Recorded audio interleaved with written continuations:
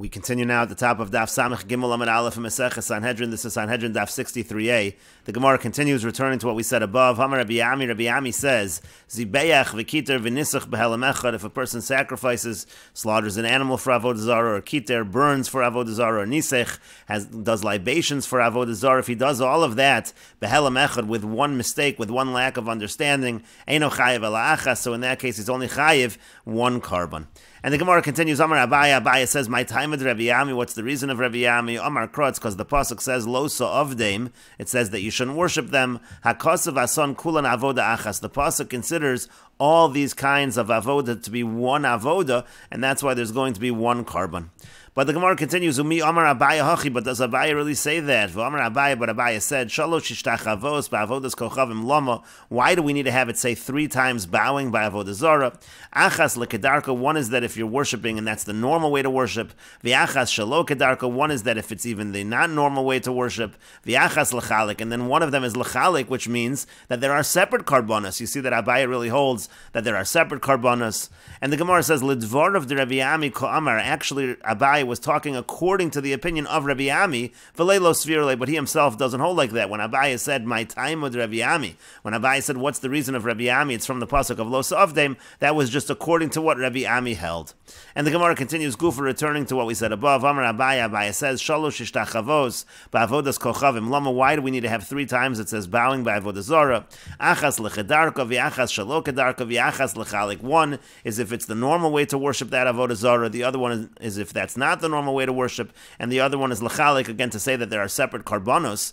And the Gemara says lechedarka, you need one of them for kedarka. We already know that if you worship the avodah zarah in the normal way it's worship, that you're chayiv, because it says me'echa yavdu hagoyim ha'ela nafka. That's already learned out from the pasuk of how the nations serve. If you serve it in that same fashion, we learn out from there. Nafka, we learn out from there that you're chayiv kedarka. And so the Gemara instead revises it, ela achas kedarka v'shalo kedarka. Rather, one of the times that it says bowing, that's if it is kedarka v'shalo kedarka. It's sort of the normal way, but not exactly. We'll see Rashi in a moment. V'achas l'shalo kedarka, and then one is if it is not the normal way. V'achas l'chalik, and one is to divide, again to say that there are separate karbonos.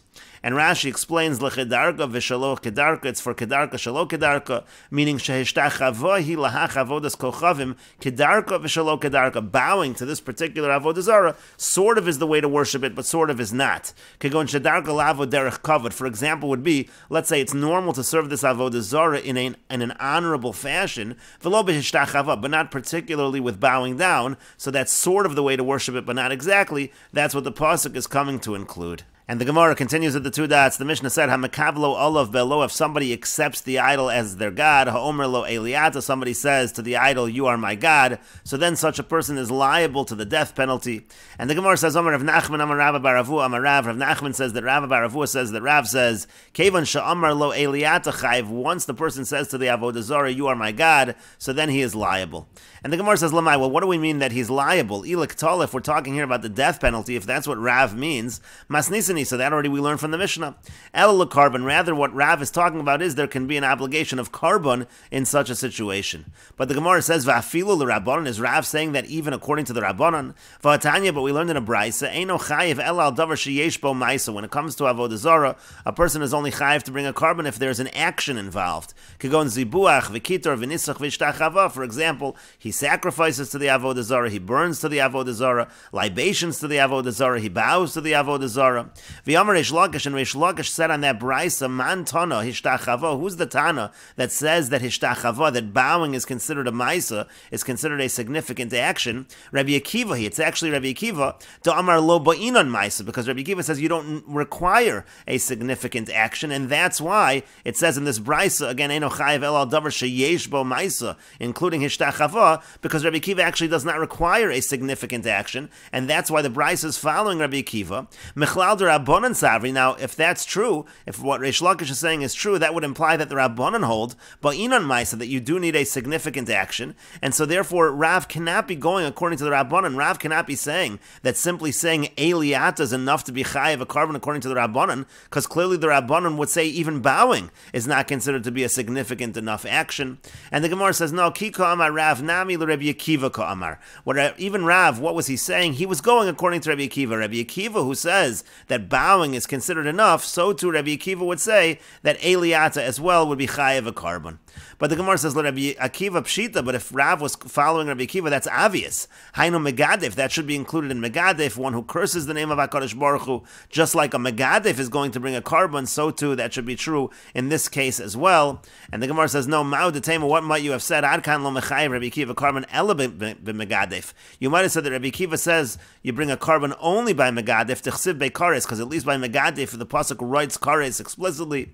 Aval hacha, but over here, the loksib beikares, when a person says Eliata, there's no pasuk that's written kares over there. So Eimalos, I might say that's not true. Kamash Malon, so therefore he's coming to teach us that no, in this case, in a situation of Eliata, Rabbi Akiva would say that you have to bring a carbon diskushe iskash, because all of these are compared, meaning regular service of Avodah Zarah is compared to saying Eliata. Techsiv, as it's written in the pasuk, Vayishtachavu lo, Vayizbechu lo, Vayomru, it says they bow to it, it says they sacrifice to it, and then it says, and they said, and so therefore you see from this pasuk they're comparing, this is talking about by the Egel, they're comparing saying Eila Lokach Yisrael, that statement of Eliata, that's compared to bowing, to sacrificing, and therefore there will be a carbon in that situation. And Rashi explains, Va'afilu l'Rabbanan, the Gemara asks, is Rav talking even according to the Rabbanan? Bitmiyah, this is a question. De pligi Rabbanan bekrisus b'megadif. This machlokus between the Rabbanan and Rabbi Akiva actually is by megadif. They argue by megadif, oled Rabbi Akiva, they argue against Rabbi Akiva.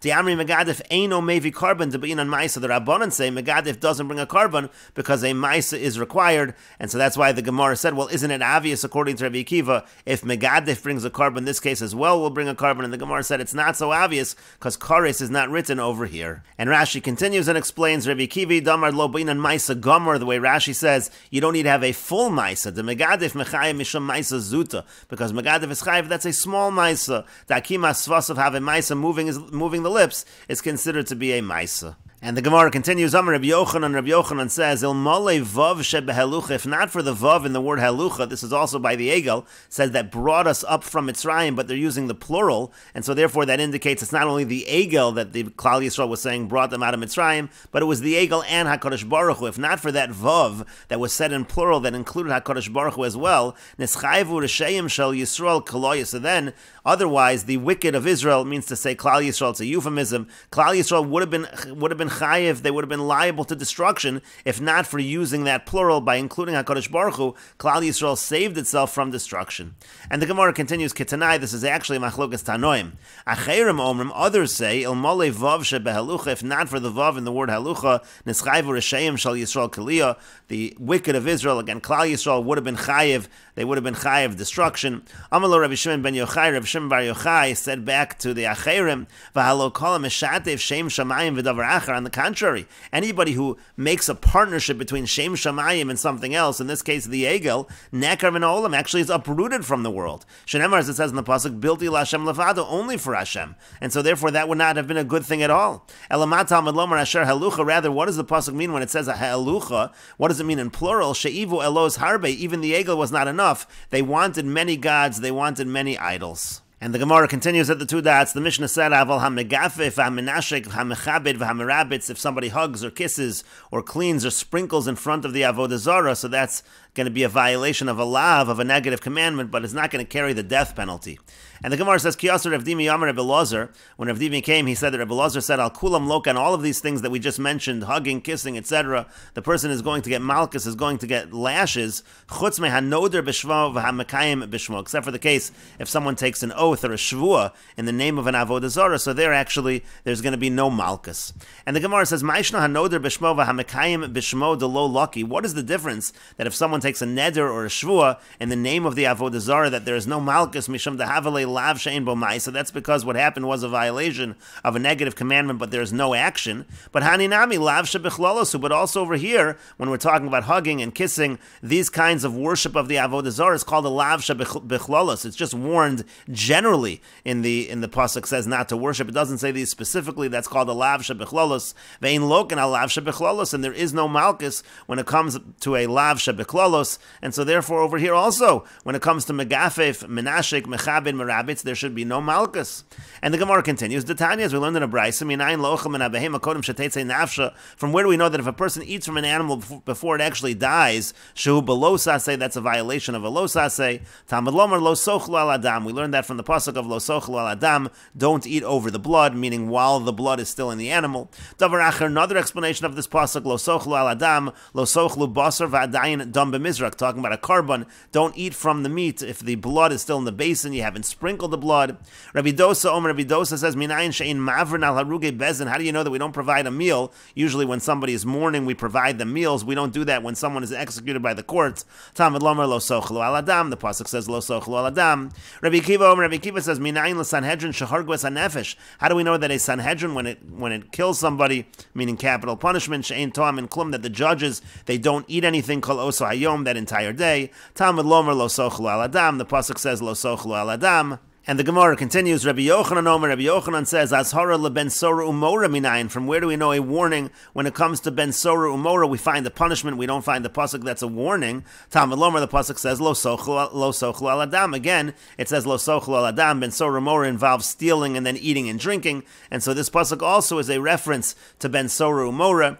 V'yamar Rabbi Avin bar Chia v'yitema Rabbi Avin bar Kahana. And Rabbi Avin bar Chia, and some say Rabbi Avin bar Kahana says, Al kulam, on all of these cases which are learned from lo sochlu al adam, eino loka, there is no malchus. It's a violation, but there's no malchus. Mishum dehavale lav shebichlalos, because it's considered a lav shebichlalos, because you have one pasuk with all of these many interpretations, and there is no malchus in that situation. And so that should be true over here as well, when we're talking about these various things, hugging, kissing, etc. The avodah zarah, it should be lav shebichlalos and no malchus. And so the Gemara says, Ella rather, ki also Ravin Amar Rabbi Elazar, when Ravin came, he said that Rabbi Elazar said, Al kulan eino look. On the contrary, in all of these things, hugging and kissing the avodah zarah, etc., there is no malchus, because it's a lav shebichlalos. Chutz min hanoder b'shmo v'hamekayim b'shmo, with the exception of taking a neder or a shvu in the name of the avodah zarah, there would be malchus. But the Gemara continues and asks, Ma'ishna hanach lo lucky to have a lav shebichlalos. Well, what's the difference that you don't get malchus on those because they're lav shebichlalos? Haninami, when it comes to these as well, when it comes to noder b'shmo and mekayim b'shmo as well, lav she'in bo ma'asaninu, that's a lav with no action, and so there should be no malchus. And the Gemara answers to that, Ahuk Rabbi Yehuda, because here we're following Rabbi Yehuda, the Yamar, who says, Lav she'in bo ma'asa loken olav, that when it comes to a lav she'in bo ma'asa, there actually is malchus, according to Rabbi Yehuda. The Tanyas we learned in a brayso, lo sosiru mimenu ad boker, it says you can't leave it over until morning. This is talking about nosar, it's talking about nosar left over by karbonos, but hakosav liten asay achar los asay. In this case, we actually have an asay, a positive commandment after the negative commandment. There's something to do. It's called a lav hanitak la'asay. If you do leave it over, there's an action that you are supposed to take. It's a lav hanitak la'asay, and we will continue with this discussion in the next video on Daf Samech Gimel Amid Beis.